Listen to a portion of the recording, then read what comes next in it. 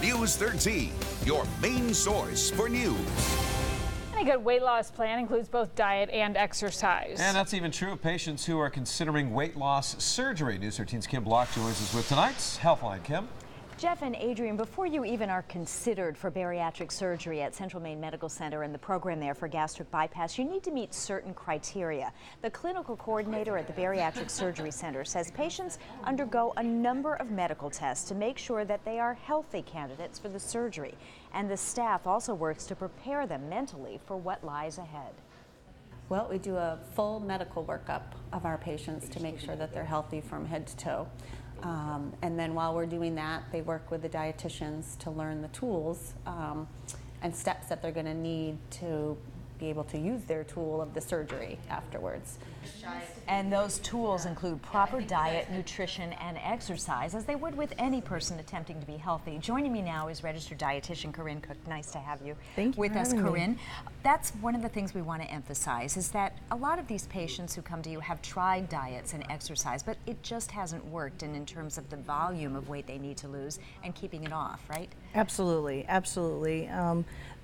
The vast majority of patients I work with have lost and gained hundreds of pounds over their lifetime, and they really do struggle with trying to find a solution that's going to be more long-term.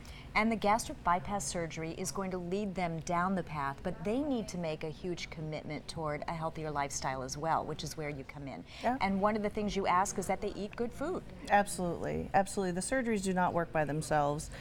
Healthy eating, physical activity, they do play a very large part in how well somebody does, and we do focus quite a bit on, focusing on protein-rich foods, fruits, vegetables, and really trying to have a nice, well-balanced diet. It does have a lot of health benefits, and it is something that we focus on quite heavily with patients. Well, let's talk about why it's so important to hone in on the foods that are beneficial. And that's because when you have the surgery, your stomach is going to shrink to about the size of a plum. And immediately after the surgery, this is a portion size of all you're really going to be able to put into your stomach, right?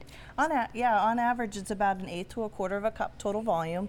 Over the first year, it quite naturally increases to about 1.5 cups total volume after about a year's time. And so it you is a will lot. eventually work up to being able to digest about this amount of food? Yep, that's a quite natural amount of food that somebody about a year out from surgery would be able to consume. So where it seems like it's a very small quantity at first, it is going to increase over that first year. And we do focus a lot. I mean, when you have such a small quantity to work with, it's extremely important that you nourish your body correctly. So we do have a pretty extensive nutrition education part of our program, because we want to prepare our patients to know what to expect after surgery and to be able to take care of themselves correctly. And things are going to be different, and in the long run, it's going to pay off, and it usually does in terms of the health benefits for the patients. Once again, our toll-free Healthline hotline is 1-877-494-6308. The web is getting a lot of questions tonight too, WGME.com. And coming up at 6 o'clock, the connection between gastric bypass surgery and the elimination of diabetes. Jeff and Adrian, back to you. All right.